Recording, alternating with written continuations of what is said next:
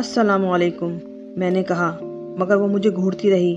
میں نے ترش لہجے میں کہا، والدین نے سلام کا جواب دینا بھی نہیں سکھایا؟ وعلیکم السلام، ایک کرخت مردانہ آواز مہرالنساء کے منہ سے ابھری۔ میں مسکرا دیا۔ پھر میں نے کہا، جب ہم ایک دوسرے کی سلامتی کے خواہاں ہیں تو دشمنی کا تصور تو خود بخود مٹ جاتا ہے۔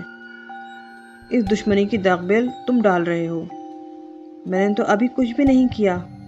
یہاں سے چلے جاؤ، یہی مطالبہ ہے میرا۔ تم کون ہوتے ہو؟ وہ مردانہ آواز میں بولی۔ بندہ خدا ہوں اور اس بچی کو مشکل سے بچانا چاہتا ہوں۔ خود مشکل میں پڑ جاؤ گے۔ اللہ مالک ہے، سوچ لو۔ سوچنا تو تمہیں ہے غلام جلال۔ مسلمان کے بیٹے ہو، سب کچھ جانتے ہو۔ تمہیں علم ہے کہ وہ بچپن سے ایک نوجوان سے منسوب ہے، نیک والدین کی نیک اولاد ہے، اور اس تصور سے وہ دور نہیں ہو سکتی جو بچپن سے اس کے ذہن میں ہے۔ تم اسے کیوں پریشان کر رہے ہو؟ بہت کم وقت رہ گیا ہے جب اس کے دل میں میرے سوا کوئی تصور نہیں ہوگا۔ یہ تصور نہیں، تسلط کہلائے گا، اور اس سے ایک خاندان بدترین المیہ کا شکار ہو جائے گا۔ مجھے اسے کوئی غرض نہیں۔ یہ بات شرافت کی منافی ہے۔ جو کچھ بھی ہو، میں تمہیں سمجھانا چاہتا ہوں۔ نہ مانوں تو خود ذمہ دار رہو گے۔ تم نے مجھے بلایا ہے، اور اب جب میرا اور تمہارا آمنا سامنا ہو گیا ہے تو پھر فیصلہ ہی ہو جانا چاہیے۔ میں تمہیں فنا کر دوں گا۔ یہ الفاظ کفر کے مترادف ہیں۔ آؤ ذرا تمہاری قوت کا جائزہ لیا جائے۔ میں آگے بڑھا اور میں نے مہرالنساء کے چھتری کی طرح بکھرے ہوئے بالوں کا کچھ حصہ اپنی مٹھی میں جکڑ لیا۔ شیخ صاحب کے ساتھ کچھ اور دوسری چیخیں بھی سنائی دیں۔ نہ جانے کون اندر آ گیا تھا، مگر میں کسی کی طرف متوجہ نہیں ہوا۔ میں نے شانے پہ پڑا کمبل مہرالنساء پہ ڈال دیا۔ اس کے ساتھ ہی مہرالنساء تپائی سے نیچے آ رہی تھی، مگر فوراً ہی کمبل کے ایک کھلے ہوئے حصے سے ایک کالے رنگ کے ناگ کا پھن برآمد ہوا، اور وہ برق کی تیز رفتاری سے باہر نکل آیا۔ باہر آتے ہی اس نے پھن اٹھا کر مجھ پر حملہ کر دیا، مگر میں غافل نہیں تھا۔ میں نے پینترا بدل کر ایک زوردار تھپڑ سانپ کے پھن پر رسید کیا، اور سانپ اچھل کر دیوار سے ٹکرا گیا۔ کمرے میں ڈری ڈری چیخیں ابھر رہی تھیں۔ سانپ ایک لمحے کے لیے بے حس و حرکت پڑا رہا، پھر وہ ادھر ادھر ریگنے لگا جیسے نکل بھاگنے کی راہ تلاش کر رہا ہو۔ میری نظر اس کھلی کھڑکی پہ پڑی جو کمرے کے پشت پر تھی۔ اس کے دونوں پٹ کھلے ہوئے تھے۔ سانپ دیوار سے ٹکرے مار رہا تھا جیسے اسے نظر نہ آ رہا ہو۔ میں نے آگے بڑھ کر اسے اٹھایا اور کھلی کھڑکی سے باہر پھینک دیا۔ اسے پھینکتے ہوئے میں نے کہا، بہتر یہ ہوگا غلام جلال کے آئندہ ادھر کا رخ نہ کرنا، ورنہ اس کے بعد جو ہوگا اس میں میرا قصور نہیں ہوگا۔ میں نے کھڑکی کے دونوں پٹ بند کر دیے اور واپس پلٹا۔ پھر میں نے کمبل سمیٹ کر تہہ کیا اور اسے شانے پر ڈال لیا۔ مہرالنساء بے سدھ پڑی ہوئی تھی۔ میں نے شیخ صاحب کی طرف دیکھتے ہوئے کہا، انہیں مسہری پہ لٹا دیں۔ میری ہدایت کی تعمیل کی گئی۔ عورتیں کمرے میں رہ گئیں۔ شیخ صاحب میرے ساتھ باہر نکل آئے۔ ان کا بدن کپ کپا رہا تھا اور منہ سے آواز نہیں نکل پا رہی تھی۔ خود کو سنبھالیے شیخ صاحب۔ آپ مسعود شاہ صاحب، آپ تو میرے لیے امداد غیبی ثابت ہوئے۔ سخت شرمسار ہوں کہ آپ کو وہ مقام نہ دے سکا جو ہونا چاہیے تھا۔ میں آپ کو آپ کے شایان شان تعظیم نہ دے سکا۔ شیخ صاحب نے کہا، گناہگار نہ کیجیے شیخ صاحب، مجھے اور کیا درکار تھا؟ بڑی عزت دی آپ نے مجھے، اللہ آپ کو عزت بخشے۔ آپ اس کا نام بھی جانتے تھے شاہ صاحب؟ وہ کون تھا؟ اور ابھی خاموشی اختیار کریں۔ جوانی سرکش ہوتی ہے، اگر اس نے مزید سرکشی کی تو اسے نقصان پہنچانا پڑے گا، لیکن آپ اطمینان رکھیں، ہم فیصلہ کر کے ہی واپس جائیں گے۔ اجازت ہے؟ شیخ صاحب میرے ساتھ اٹھنے لگے تو میں نے انہیں روک دیا اور خود باہر نکل کر خاموشی سے مہمان خانے کی طرف چل پڑا۔ مجھے یہی کرنا تھا اور اسی کی ہدایت کی گئی تھی مجھے۔ اپنے کمرے میں آ کر لیٹ گیا۔ نہ جانے کب تک لیٹا رہا، اس بارے میں سوچتا رہا۔ غلام جلال کا نام بھی مجھے بتایا گیا تھا، ورنہ مجھے اس بیچارے کے بارے میں کیا پتا تھا؟ البتہ یہ نہیں کہا جا سکتا کہ اس کے بعد غلام جلال کا اگلا قدم کیا ہوگا۔ پھر سونے کی کوشش کرنے لگا۔ اس کوشش میں شاید کامیاب ہو ہی گیا، مگر یہ رات سونے کے لیے نہیں۔ پھر دروازہ بجایا گیا تھا۔ دروازہ کھولا تو اندھیرے میں کوئی کھڑا نظر آیا، لیکن جو کوئی بھی تھا کالی چادر اوڑھے ہوئے تھا۔ میں اسے پہچان نہ پایا کہ اس کی آواز ابھری، پیر و مرشد، میں الیاس خان ہوں۔ الیاس خان، اندر آ جاؤ، میں نے کہا، اور الیاس خان اندر داخل ہو گئے۔ داخل ہوتے ہی جھک کر میرے پیروں سے لپٹ گیا۔ معاف کر دیں مرشد، معاف کر دیں۔ شاہ صاحب بڑی گستاخیاں کی ہیں آپ کی شان میں، معاف کر دیں، آپ تو اللہ والے ہیں، میں نے بڑی بدتمیزی کی ہے آپ کے ساتھ۔ خدا کے بندے اٹھو، کیوں مجھے گناہ گار کر رہے ہو؟ کیا ہو گیا تمہیں؟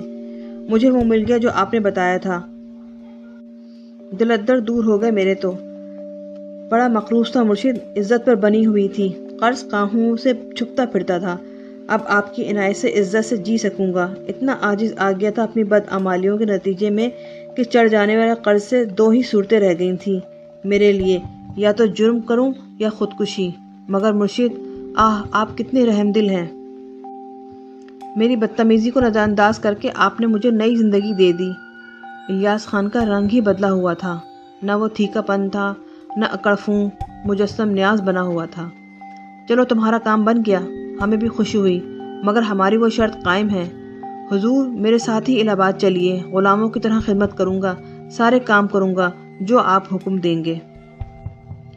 ہمیں بس اپنا پتہ بتا دو، ہم آئیں گے تمہارے پاس، ابھی یہاں کام ہے۔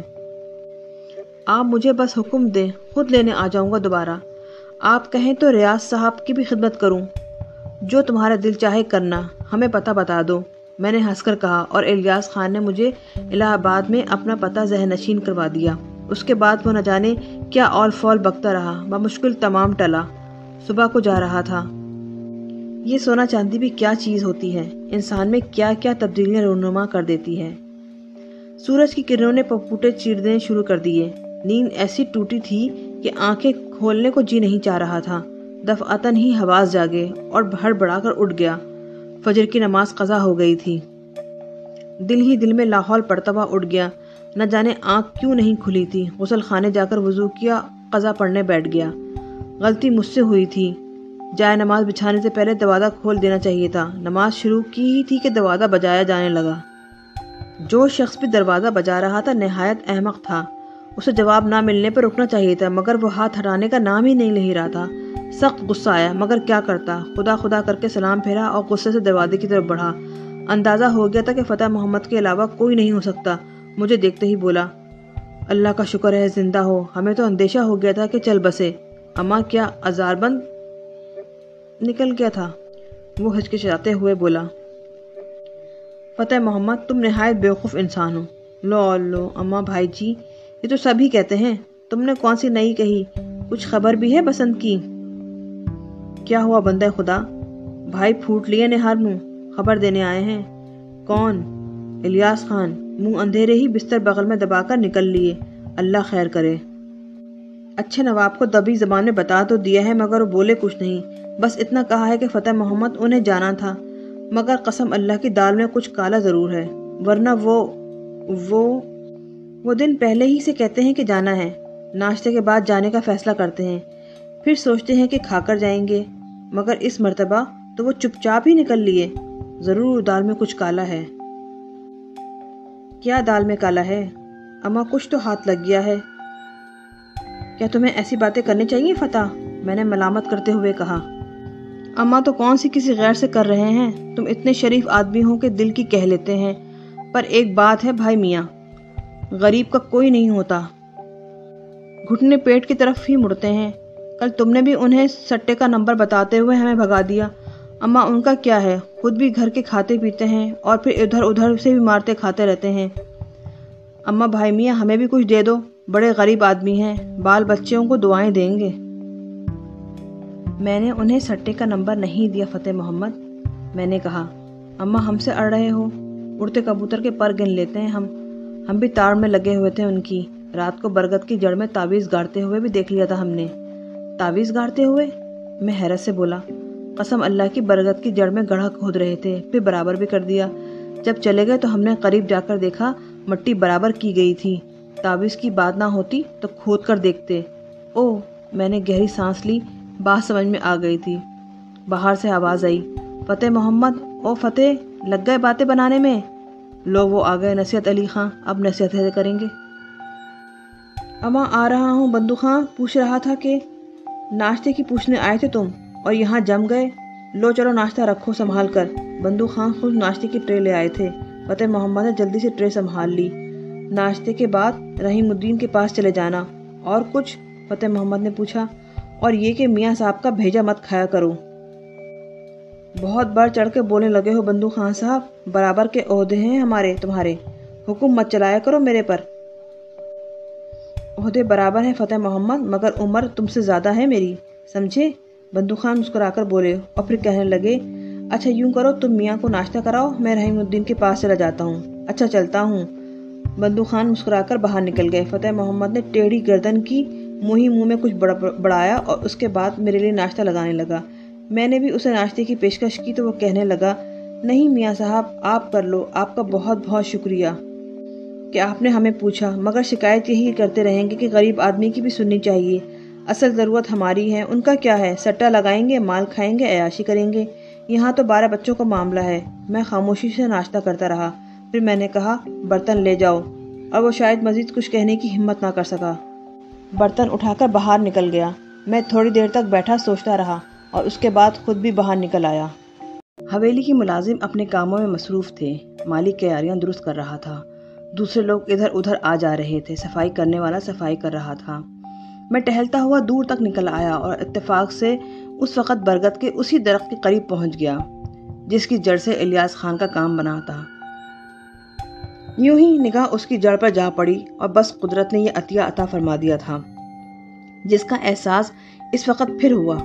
آنکھوں نے ان گہرائیوں میں دیکھا، کلسا غائب تھا لیکن مٹی میں چند اشرفیاں نظر آ رہی تھیں، 10-12 سے کم نہیں ہوں گی۔ فوراً ہی اندازہ ہو گیا کہ یہ وہ اشرفیاں ہیں جو مٹی میں مل جانے کی وجہ سے الیاس خان کو نظر نہیں آ سکیں۔ ویسے بھی اس نے یہ کام رات میں کیا تھا اور یقینی امر ہے کہ اس افراتفری کے عالم میں کیا ہوا ہوگا، چنانچہ یہ اشرفیاں رہ گئیں۔ دل خوش ہو گیا، بیچارے فتح محمد کے کام آ سکتی ہیں، یہ بتا دوں گا اسے۔ پھر وہاں سے تھوڑے ہی فاصلے پر چلا تھا کہ فتح محمد نظر آیا۔ میں اسے دیکھ کر مسکرایا اور وہ بھی مسکراتا ہوا وہاں سے آگے بڑھ گیا۔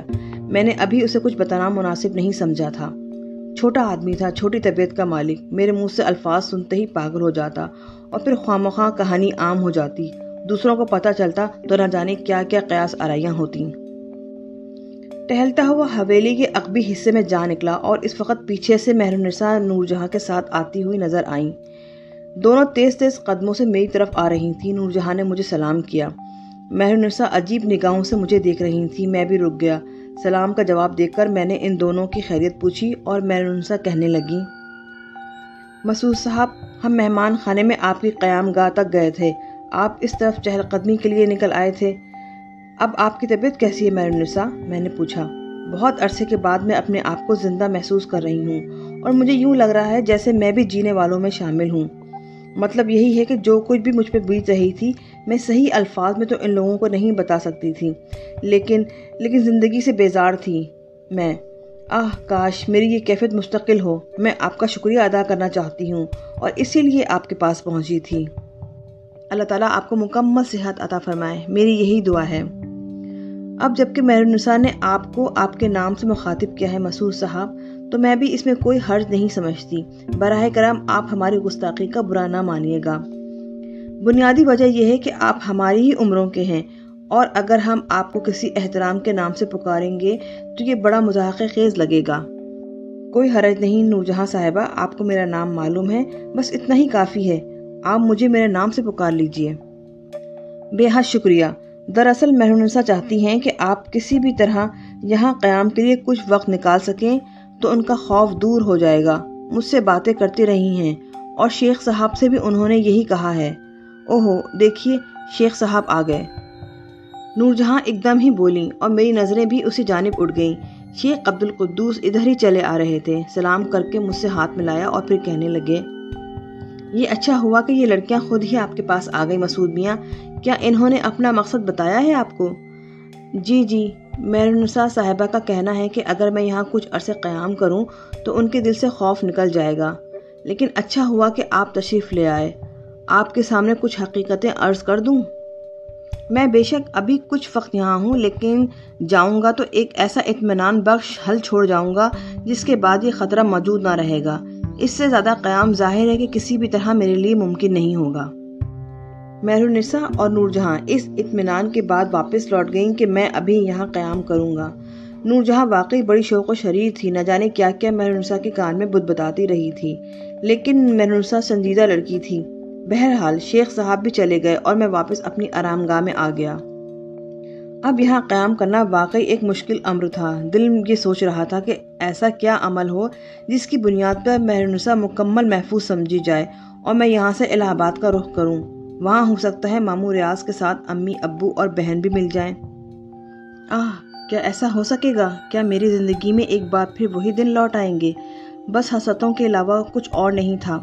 نہ جانے کیوں تقدیر پر بھروسہ نہیں رہا تھا کہ وہ مجھے میری لوٹی ہوئی دنیا واپس کر دے۔ شام کو تقریباً 8:30 بجے میں نے خود فتح محمد کو اپنے پاس بلایا۔ وہ میرے قریب آ گیا۔ لگتا ہے فتح محمد کچھ ناراض ہو گئے ہو مجھ سے۔ کیا لیں گے میاں جی آپ سے ناراض ہو کر؟ ہم نے تو پہلے بھی یہی کہا تھا، بس شکایت ہے ہمیں تم سے۔ فتح محمد دیکھو، میں نے تم سے پہلے بھی کہا تھا کہ الیاس خان کو میں نے کوئی نمبر وغیرہ نہیں بتایا۔ وہ وہاں کیا کر رہا تھا یہ تو وہی جانتا ہے، لیکن میرے علم نے مجھے بتایا ہے کہ برگد کے اسی درخت پر اس کے نیچے نظر آنے والی مٹی سے ڈھکے ہوئے گڑھے میں کوئی ایسی چیز موجود ہے جو تمہارے کام آ سکتی ہے۔ فتح محمد نے منہ پھاڑ کر کہا۔ ہاں فتح محمد، تم بھی اسی وقت جب الیاس خان نے درخت کی جڑ میں گڑھا کھودا تھا وہاں پہنچ جانا۔ وہاں پہنچنے کے بعد وہ گڑھا کھودنا، اس کی مٹی کو اچھی طرح تلاش کر لینا۔ ممکن ہے تمہیں اس میں کوئی ایسی چیز مل جائے جو تمہارے لیے کارآمد ہو۔ بڑی احتیاط کی ضرورت ہے۔ اگر واقعی کچھ مل جائے تو اسے اپنے پاس پوشیدہ کر کے گڑھا برابر کر دینا، سمجھ رہے ہو نا؟ ابھی چلا جاؤں؟ فتح محمد نے کہا۔ ابھی تمہیں وہاں دیکھ لیا جائے گا اور جو کچھ تمہارے ہاتھ لگا وہ اس گھر کے مالکوں کی ملکیت ہوگا، تم اسے اپنے قبضے میں نہیں لے سکو گے۔ اما تو کیا الیاس کو بھی وہاں کچھ مل گیا تھا؟ فتح محمد نے پوچھا۔ اب یہ تو مجھے معلوم نہیں، الیاس خان نے مجھ سے ایسی کوئی بات نہیں کی، مگر تم یہ کام احتیاط کے ساتھ کر لینا۔ بعد میں مجھ سے یہ مت کہنا کہ میں نے تمہارے لیے کچھ نہیں کیا۔ ارے بھائی میاں، تم نے تو دل ہلا دیا ہے، قسم اللہ کی۔ اب میرے کو صبر کیسے آئے گا؟ ابے کیا کروں پیارے بھائی، بس خدا جانے رات کس وقت ہوگی۔ جاؤ جاؤ، سکون سے اپنا کام سر انجام دینا۔ جلد بازی کی تو جو نقصان اٹھاؤ گے اس کے ذمہ دار خود ہی ہوگے۔ نہیں نہیں میاں صاحب، جو آپ نے کہہ دیا ہے وہی کروں گا، قسم اللہ کی، فتح محمد نے کہا اور وہاں سے چلا گیا۔ بس اس کے بعد کوئی خاص مشغلہ نہیں تھا، لیکن یہاں اس حویلی میں گھسے رہنا بھی ایک مشکل کام تھا۔ رات کو دل میں یہ آئی کہ یہاں دہلی میں جو مقدس مزارات کا شہر ہے، کیوں نہ مزارات کی زیارت کروں، اور کچھ نہیں تو کم از کم دل کو سکون ہی ملے گا۔ زیادہ تو نہیں سن سکا تھا، لیکن تھوڑی بہت باتیں کانوں تک پہنچی تھی کہ دہلی میں بڑے بڑے جید بزرگوں کے مزارات ہیں۔ اب مجھے ان تمام چیزوں سے دلچسپی ہو گئی تھی۔ دوسرے دن صبح معمول کے مطابق جاگا۔ ناشتہ فتح محمد لایا تھا۔ آنکھیں جھکی ہوئی تھیں، زبان بند تھی، چہرے پہ سرخی چھائی ہوئی تھی۔ میرے ہونٹوں پہ مسکراہٹ پھیل گئی۔ اس کا مقصد ہے کہ فتح محمد کا کام ہو گیا۔ اس نے ناشتہ میرے سامنے رکھا، حیرت انگیز طور پر خاموش تھا۔ میں نے ہی اسے مخاطب کیا، فتح محمد، اور وہ اس طرح اچھل پڑا جیسے بچھو نے ڈنگ مار دیا ہو۔ کتنی تھیں؟ میں نے سوال کیا۔ 13، وہ بے اختیار بولا اور پھر چونک کر کہنے لگا، کیا میاں صاحب کیا؟ کام ہو جائے گا تمہارا؟ میں نے پوچھا اور فتح محمد ادھر ادھر دیکھنے لگا۔ چند لمحات سوچتا رہا، پھر جلدی سے آگے بڑھا اور جھک کر میرے پاؤں پکڑ لیے۔ قسم اللہ کی، زندگی بھر غلام رہوں گا آپ کا میاں صاحب۔ دن پھر دیے آپ نے میرے، معاف کر دیجئے، مجھے معاف کر دیجئے۔ رات کو یہ سوچ رہا تھا، بلکہ ساری رات سوچتا رہا تھا کہ آپ سے قبول کر کے ہی نہیں دوں گا، چپ لگا جاؤں گا میں، مگر غلطی تھی، گستاخی تھی میری، معاف کر دیجئے۔ ارے فتح محمد، ہم سے چھپانے کی کیا ضرورت تھی بھائی؟ ہم بھلا کسے کہنے جا رہے تھے؟ ٹھیک ہے، اب تم جاؤ، تم جانو اور تمہارا کام جانے۔ میاں صاحب، آپ نے بس بیکار باتوں سے گریز کرو۔ اچھا ہاں، ذرا ہمیں یہ تو بتاؤ کہ یہاں کون سے بزرگوں کے مزارات ہیں اور کہاں سے کہاں جانا ہوگا ہمیں؟ مزارات؟ ابے لو، یہ بھی کوئی پوچھنے کی بات ہے؟ دلی کے کسی بھی سڑک پہ نکل جاؤ، کسی چلتے پھرتے سے پوچھ لو، وہ سارے کے سارے مزاروں کے بارے میں بتا دیں گے، سب کا پتہ دے دیں گے۔ پہلے تو حضرت سلطان جی ہی ہیں، ان کے دربار میں جاؤ میاں صاحب، مزہ آ جائے گا، قسم اللہ کی کیا جگہ ہے۔ اس کے بعد فتح محمد تمام بزرگوں کے نام گنوانے لگا اور میں نے انہیں ذہن نشین کر لیا۔ فتح محمد بولا، جانے کا ارادہ ہے کیا؟ ہاں فتح محمد، جی چاہتا ہے۔ تو پھر موٹر نکلواؤں صاحب کی، شیخ صاحب کی، سارے میں گھما دے گا؟ نہیں فتح محمد، پیدل ہی جاؤں گا۔ تمہاری مرضی ہے میاں صاحب، فتح محمد بولا۔ آج اس نے ایک بھی فضول بات نہیں کی تھی اور میں جانتا تھا کہ اس کی وجہ کیا ہے۔ پھر ناشتے سے فراغت حاصل کرنے کے بعد میں وہاں سے باہر نکلا۔ فتح محمد سے کہہ دیا تھا کہ اگر شیخ صاحب پوچھے تو بتا دے کہ میں سیر کرنے نکلا ہوں اور شام تک واپس آ جاؤں گا۔ دلی کی سڑکوں پر آ گیا۔ فتح پوچھتا رہا، روایتوں کا شہر تھا، وقت کتنا ہی گزر جائے گا، دلی کی قدیم روایتیں کبھی دم نہیں توڑیں گی، اس کی اداؤں میں کوئی فرق نہیں آئے گا۔ ایک جگہ رک کر ایک شخص سے حضرت نظام الدین اولیاء کے مزار کا پتہ پوچھ لیا اور اس نے حیرت سے منہ کھول دیا۔